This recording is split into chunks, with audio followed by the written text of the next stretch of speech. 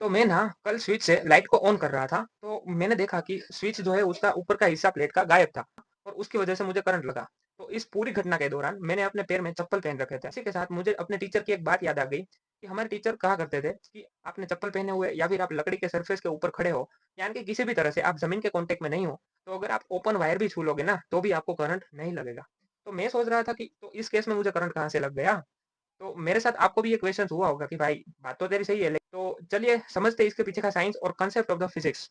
तो एक बेसिक सी बात हमें 12वीं की फिजिक्स में पढ़ाई जाती है कि अगर किसी भी सर्किट में से अगर करंट को पास होना है, तो उस सर्किट का कंप्लीटली क्लोज होना बहुत ज्यादा जरूरी है, यानी कि सर्किट कंप्लीट होना चाहिए। ओके, तभी उसमें से करंट पास हो पाएगा। तो हम सर्किट कंप्लीट करने के लिए कोई भी कंडक्टर चीज का उपयोग कर सकते हैं। और कंडक्टर का एग्जांपल लाइक आप समझ सकते हो, मेटल का वायर हो गया या फिर कोई मेटल की रॉड या फिर कोई मेटल की चीज ही हो गई, जिसकी वजह से हम पूरा का पूरा सर्किट कंप्लीट कर सकते हैं। तो अगर मैं अपने केस की बात करूँ, तो मैंने देखा कि जो स्विच था ना, उसका ऊपर वाला हिस्सा गायब था और ऊपर वाला हिस्सा गायब होने की वजह से पूरा का पूरा स्विच यानी कि पूरा का पूरा सिस्टम वहाँ पे बिखर गया था। पूरा का पूरा स्विच बिगड़ चुका था। ओके। तो पहले इस स्विच के मैकेनिज्म को समझना बहुत ज़्यादा ज़रूरी है, क्योंकि इसकी वजह से ही तो मुझे करंट लगा है। तो इस स्विच के पूरे मैकेनिज्म को समझो। ये वो नोड है जहाँ पे हम प्लस वाला वायर लगाते हैं, यानी कि यहाँ से करंट आता है। और आप देख सकते हो कि अब क्लियरली आपको शायद विजिबल होगा कि ये जो नोड है ना, उसके साथ बीच में ये कुछ कनेक्ट हो रखा है। और इसके साथ आपको आप देख पा रहे होगे शायद, यहाँ पे पूरी की पूरी मेटल की एक प्लेट लगी हुई है। तो हम जब यहाँ पे करंट देते हैं तो इनडायरेक्टली वो पूरी की पूरी प्लेट में करंट पास हो जाता है। ओके। तो ये जब स्विच ऑफ होती है ना, तब तो वो करंट पास नहीं होता यहाँ पे। लेकिन अब आप दूसरा ये भी देखो कि यहाँ पे छोटा-सा बॉल टाइप का एक स्ट्रक्चर है, जो कि इस नोड से कनेक्टेड है। तो जब हम स्विच को ऑन करते हैं ना, तो यहाँ से करंट आया और पूरी प्लेट में गया और पूरी प्लेट में से ये जो प्लेट है वो यहाँ पे बॉल के कॉन्टेक्ट में आ गई और उसकी वजह से यहाँ पे करंट बाहर निकल गया और इसकी वजह से ये पूरा का पूरा सर्किट कंप्लीट होता है। और हाँ, ये जो स्विच है ना, ऊपर का प्लास्टिक का कवर होता है, उसकी वजह से हमें करंट नहीं लगता। ये प्लास्टिक के कवर के नीचे एग्ज़ैक्ट ये मेटल मेटल की प्लेट देख पा रहे होगे आप शायद, उस उसमें करंट चला जाता है और ये प्लास्टिक का कवर होने की वजह से हमें करंट नहीं लगता। तो मैं अपने केस की बात करूँ, तो ये जो स्विच है ना, उसका ऊपर का कवर गायब हो रखा था, जिसकी डायरेक्टली मैंने उस प्लेट को छू लिया, जो प्लेट सर्किट कंप्लीट करती थी। ओके, स्विच ऑन होके। तो ये प्लास्टिक का कवर गायब होने की वजह से मुझे करंट लगा। और आपको पता है कि इस सिचुएशन में जब स्विच का ऊपर वाला हिस्सा गायब है, उस सिचुएशन में जब मैं यहाँ पे टच करता हूँ, तो मेरी बॉडी ज़मीन के कॉन्टेक्ट में अगर होगी, तो मुझे शॉक लगेगा। ओके, ये नॉर्मल बात है, नॉर्मल बात है। पता ही है कि जो मेरी सर्किट बनी है ना अर्थ के साथ, वो तगड़ी सर्किट होती है, यानी कि कोई भी सिचुएशन में यहाँ से करंट पास हो जाएगा अगर मैं ज़मीन के कॉन्टेक्ट में हूँ। ओके। और इसी चीज़ को हम अर्थिंग के नाम से भी जानते हैं। तो आपने अक्सर देखा होगा कि इलेक्ट्रिक बोर्ड वाले जो आदमी होते हैं, वो मीटर में से एक वायर निकालते हैं, जो कि डायरेक्टली अर्थिंग कर देते हैं। तो उसका पर्पज़ यही होता है कि हमारे मकान में आने वाला एक्स्ट्रा करंट उसमें ही डायरेक्ट भेज जाए। उस एक्स्ट्रा करंट की वजह से हमारे मकान में कोई नुकसान ही ना हो। ओके। तो ये होता है इसका सिंपल पर्पज़।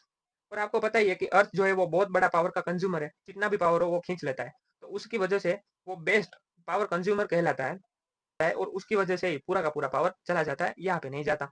तो आप सब लोग सोचोगे कि भाई आपके केस में तो सर्किट कंप्लीट कहाँ से हो गया? आप तो ज़मीन के कॉन्टेक्ट में थे ही नहीं, आपने चप्पल जो पहन रखी थी। तो मैं कहूँ कि नहीं, इस केस में भी मेरी सर्किट कंप्लीट हो जाती है। तो आप कहोगे कि हैं भाई कैसे हो गया ये? तो कैसे हो गया? तो अब मैं आपको समझाता हूँ कि ये जो स्विच है, अभी ऑफ की सिचुएशन में यहाँ से करंट आया और यहाँ से पूरी की पूरी प्लेट में वो करंट चला गया। लेकिन मैंने जैसे ही स्विच को ऑन किया, तो स्विच का ऊपर वाला हिस्सा गायब था।